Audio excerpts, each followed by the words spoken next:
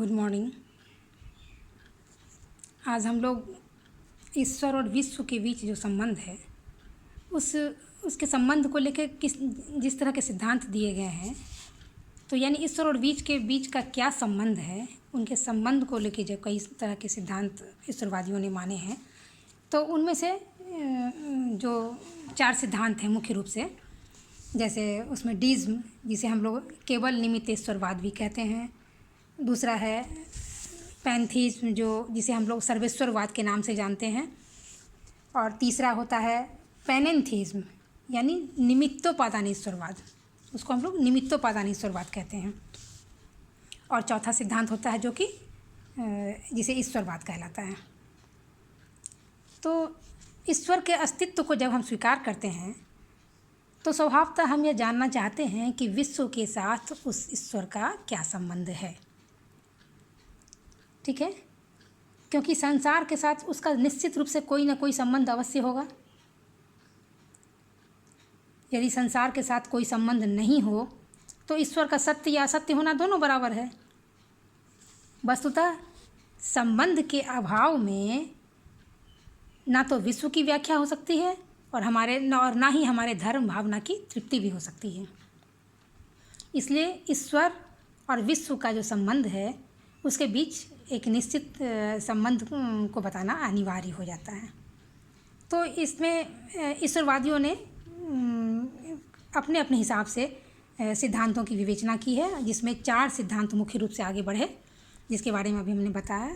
तो आज हम लोग पैंथीज्म यानी सर्वेश्वरवाद, तो सर्वेश्वरवाद के बारे में हम लोग पढ़ेंगे कि सर्वेश्वरवाद किसे कहते हैं और सर्वेश्वरवाद की क्या विशेषताएं हैं और यह सिद्धांत क्या कहता है। तो दरअसल सबसे पहले हम लोग देखें कि ये सर्वेश्वरवाद जो है वो सिद्धांत क्या है। ये जो पैंथीज्म शब्द है या सर्वेश्वर, सब कुछ ईश्वर, सर्वेश्वरवाद एक ऐसा सिद्धांत है। सर्व, इसका संधि विच्छेद करें, सर्व ईश्वर और वाद हो गया सिद्धांत, सर्व हो गया सब कुछ और ईश्वर, यानी सर्वेश्वरवाद एक ऐसा सिद्धांत है जो सब कुछ ईश्वर को ही मानता है। अब ठीक इसी तरह पैंथीज्म का भी हम संधि विच्छेद करें, यह भी 2 शब्द से बना है, पैन और थियोस, THEOS, थियोस। पैन का अर्थ होता है ऑल और थियोस का अर्थ होता है गॉड, यानी सब कुछ ईश्वर है, ऑल इज़ गॉड। यानी क्या हो गया, जो सिद्धांत इस बात में विश्वास करता है कि ऑल इज़ गॉड यानी सब कुछ ईश्वर है, उसे ही सर्वेश्वरवाद सिद्धांत कहा जाता है। इस सिद्धांत के अनुसार इस सिद्धांत के अनुसार ईश्वर और विश्व जो है वो अभिन्न है, अवियोज्य है। ईश्वर ही विश्व है और विश्व के हर क्षेत्र में वह व्याप्त है और विश्व का सब कुछ ईश्वर पर आश्रित है। ईश्वर सर्वव्यापक है और विश्व में सर्वथा व्याप्त रहता है, हमेशा व्याप्त रहता है।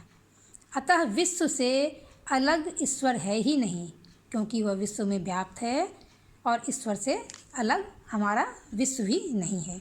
इसलिए विश्व क्या है, पूर्ण रूप से विश्वव्यापी है। टोटली या होली क्या है, वो इमानेंट इन द यूनिवर्स, पूर्ण रूप से ईश्वर में व्याप्त है, पूर्ण रूप से ईश्वर के अधीन है। इसलिए ईश्वर क्या है, all is God and God is all, सब कुछ वही माना गया है। ईश्वर ही गॉड है, सब कुछ और सब कुछ ईश्वर है, गॉड ही सब कुछ है। तो ये ऑल इज़ गॉड जो हो गया, ये इसको मानता है। अब है कि ईश्वर और विश्व की एकता को जानने के लिए हमको ये देखना पड़ेगा कि आखिर इसकी विशेषता के रूप में क्या, इसकी विशेषता क्या बताया गया है। तो इसकी जो विशेषता है उससे पहले हम देखें, इसकी विशेषता के रूप में पॉइंट करके एक लाइन हम लोग देख लेंगे। उसमें है कि विश्व के लिए ईश्वर आवश्यक है और ईश्वर के लिए विश्व, क्योंकि वह विश्व का आधार है, वह विश्व का कारण है। और ईश्वर के लिए विश्व इसलिए आवश्यक है क्योंकि विश्व के रूप में अपने को व्यक्त करने की अनिवार्यता उसकी प्रकृति में निहित होती है। इसलिए क्या हो गया, दोनों ही को आवश्यक है एक दूसरे के लिए। क्योंकि विश्व के रूप में अपने को वो अभिव्यक्त करना चाहता है, इसलिए उसकी आवश्यकता है।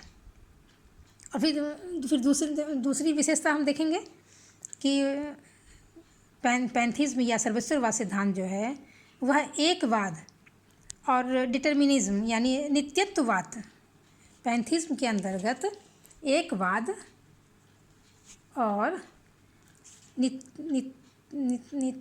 नित्यत्ववाद, नियतत्ववाद इसको कहते हैं, नियतत्ववाद, ये जो है इसको अंग्रेजी में डिटर्मिनिज्म कहते हैं और इसे मॉनिज्म कहते हैं। ये दोनों ही आपस में दोनों ही इसके अंदर, पैंथीज्म के अंदर ये दोनों ही मिला हुआ है। पैंथीज्म के अंदर ये दोनों ही बातें आती है, सर्वेश्वरवाद में ये दोनों ही चीज़ें आपस में मिले हुए हैं। यह एकवादी भी होता है क्योंकि इसके अनुसार मूल सत्ता एक होता है।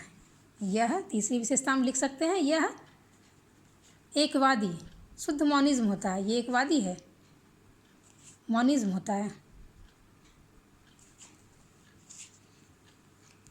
और इसके अलावा चौथी विशेषता के हम रूप में ये जान सकते हैं कि ईश्वर को यह व्यक्तित्व रहित मानता है।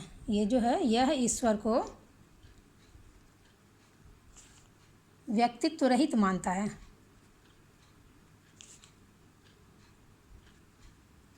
व्यक्तित्व रहित मतलब इम्पर्सनल।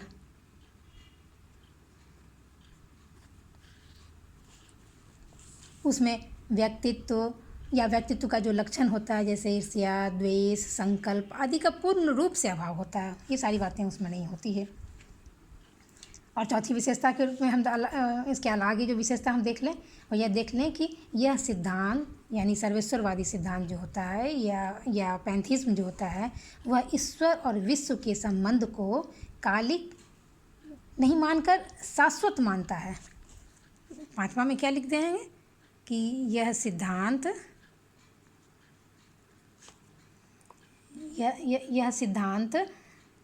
विश्व को ईश्वर और विश्व को के संबंध को कालिक नहीं बल्कि शाश्वत मानता है। तो ये सब इसकी विशेषताएं हो गई इन दोनों की। अब जो इसके अलावे जो सिद्धांत दिए गए हैं, पहला जो ईश्वरवादी और ईश्वर और विश्व के बीच में जो संबंध है डीइज्म है, दूसरा पैंथीज्म है, तीसरा पैनेंथीज्म है, चौथा थीइज्म है यानी ईश्वरवादी। तो यहाँ पे ये कहता है कि ये जो पैंथीज्म सिद्धांत है यह किसी अन्य सिद्धांतों से पूरा मेल नहीं खाता है, क्योंकि यदि हम इसको समझें कि इससे ये डीइज्म से केवलोपादानश्वरवाद से ये किस तरह है, तो इससे तो बहुत ज़्यादा विषमता है इसमें। लेकिन दोनों में एकमात्र समानता यह है कि ईश्वर एक है, अनंत है तथा एकमात्र परमार्थ तत्व है, यही से मानता है। और केवल जबकि यह व्यक्तित्व रहित ईश्वर को मानता है, एक अंतर है। जबकि डीइज्म जो है वो व्यक्तित्व पूर्ण ईश्वर को वह मानता है। फिर ये दूसरा अंतर क्या आता है कि वह ईश्वर की प्रकृति का अवश्यंभावी ये परिणाम और उद्देश्य घोषित करता है, जबकि ईश्वरवाद ऐसा ये सर्वेश्वरवादी इस तरह की बातें नहीं करते हैं। डीइज्म जो है वो विश्व का उपादान कारण मानते हैं ईश्वर को, लेकिन निमित्त कारण जो है वह ईश्वर है। ऐसा विश्व का उपादान कारण नहीं मानकर बल्कि ईश्वर को निमित्त कारण मानते हैं। जबकि पैंथीज्म जो है वो क्या करते हैं, वो पैंथीज्म जो है ईश्वर को निमित्त कारण ही नहीं है बल्कि वह उपादान कारण भी है। क्योंकि ये ऑल इज गॉड को ये मान रहा है, इसीलिए यह उपादान और निमित्त दोनों कारण मानता है। अब देखना है कि निमित्तेश्वरवाद के ये उपादानेश्वरवाद के समर्थक जो ये हमारे वेस्टर्न फिलॉसफी, हमारे पाश्चात्य दर्शनों में भी कोई है क्या? तो जब हम पाश्चात्य दर्शन की ओर नज़र डालते हैं तो हम ये देखेंगे कि पश्चिमी दर्शन के ऐसे कई विचारक हैं जो पैंथिज्म की ओर झुकाव उनका नज़र आता है। हालांकि उसका पूर्ण जो स्पष्ट विवेचन करते हैं वह पूर्ण स्पष्ट विवेचन स्पिनोजा के दर्शन में हमें देखने को मिलता है। और वेस्टर्न फिलॉसफी में जो स्पिनोजा जो हैं उनके दर्शन में इसे माना जाता है। और इसके अलावा जो है वो फेकनर महोदय हैं, उनके दर्शन में भी थोड़ा नज़र आता है। कुछ प्रत्ययवादी विचारक जो हैं जैसे हीगेल ईसावादी हैं, उनके दर्शन में भी थोड़ा बहुत ये पैंथिज्म देखने को मिलता है।